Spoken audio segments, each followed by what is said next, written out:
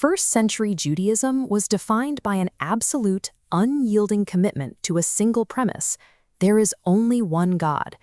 In this historical context, attributing divine power or offering worship to any entity other than Yahweh was the ultimate violation of the faith. It was idolatry. Yet the writers of the New Testament, all of them strict monotheistic Jews, consistently assign divine titles, cosmic roles, and exclusive worship to a human being from Nazareth named Jesus. This presents a massive historical and theological problem. How could these authors equate a human figure with Yahweh without instantly violating the foundational premise of their religion and committing outright blasphemy?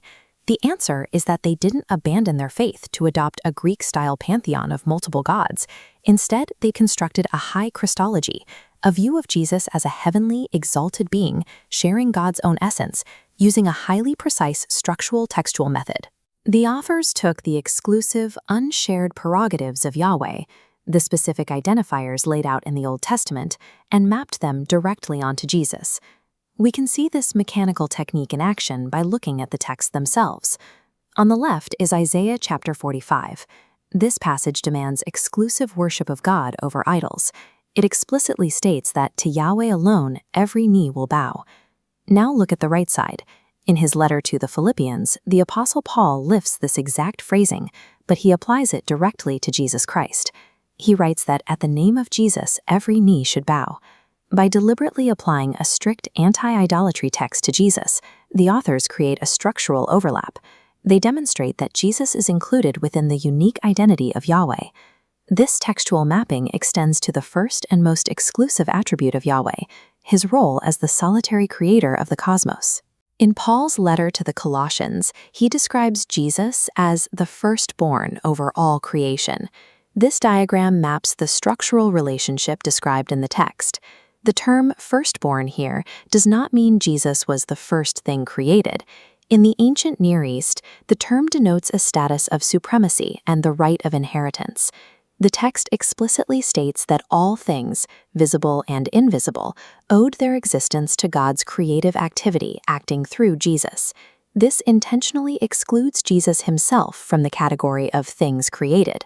The writer of Hebrews echoes this logic, calling the Son the exact representation of his being and the radiance of God's glory. In the context of the Old Testament, glory refers to the localized, physical manifestation of God's presence among his people. By identifying Jesus as the agent of creation and the literal radiance of divine glory, the New Testament authors firmly place him on the creator side of the creator-creature divide. If we return to the hymn in Philippians 2, we can examine the specific mechanics of how Jesus arrived at this exalted state of supremacy. The text outlines a process of emptying. It states that Jesus existed in the form, meaning the very essence of God, but chose to humble himself, taking on the nature of a servant.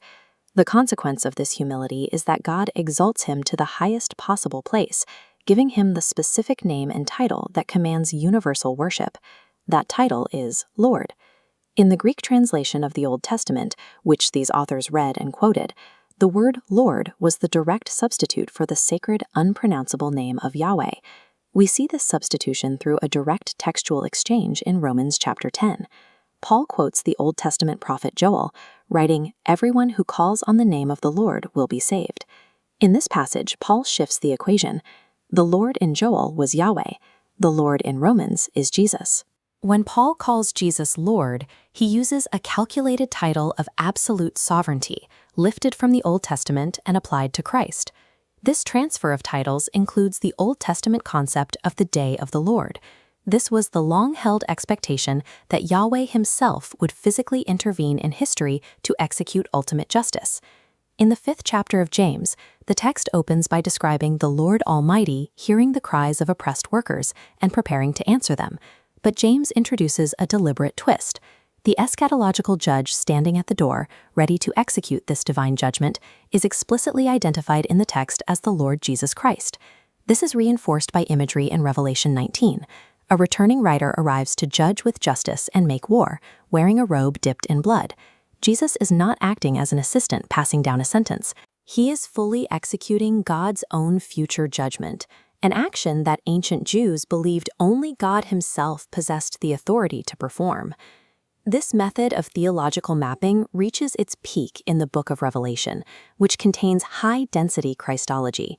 In the opening chapter, John records a vision of Jesus. Initially, Jesus is described as the Son of Man, referencing the heavenly figure from Daniel chapter 7. But John immediately introduces a startling visual fusion. He gives this Son of Man hair white as wool and eyes like blazing fire. In the original text of Daniel 7, those physical descriptions belonged exclusively to the Ancient of Days, God the Father. John goes further by tracing specific titles. The title First and Last originates in Isaiah chapter 44. In that passage, the title is used to mock false gods and declaring Yahweh's absolute monopoly on eternity. This diagram tracks how the title evolves. On the left is the original text from Isaiah. In the center is Revelation chapter 1, where God explicitly claims the variation of this title, calling himself the Alpha and Omega. At the very end of the book, in Revelation chapter 22, the mapping is completed. Jesus himself speaks and claims all three variations at once: the Alpha and Omega, the first and the last, the beginning and the end. John takes a title specifically designed to prove the futility of worshiping anyone but Yahweh, and he applies it equally to both God and Jesus. The New Testament's textual mapping culminates in the heavenly throne room sequence in Revelation chapters 4 and 5. Chapter 4 sets the stage.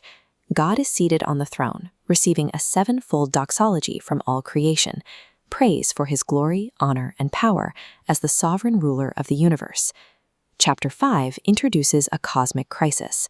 A scroll sits at God's right hand, symbolizing ultimate authority.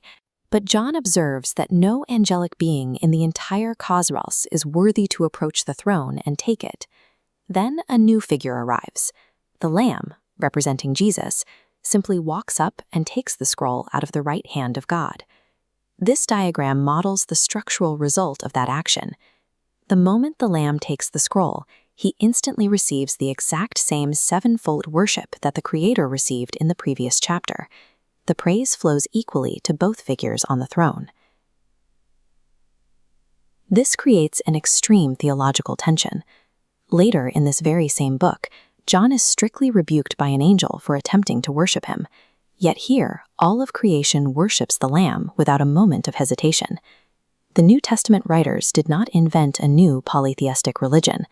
By taking the specific scriptures designed to guard Jewish monotheism and mapping them onto Jesus, they made their final point. Jesus does not compete with God.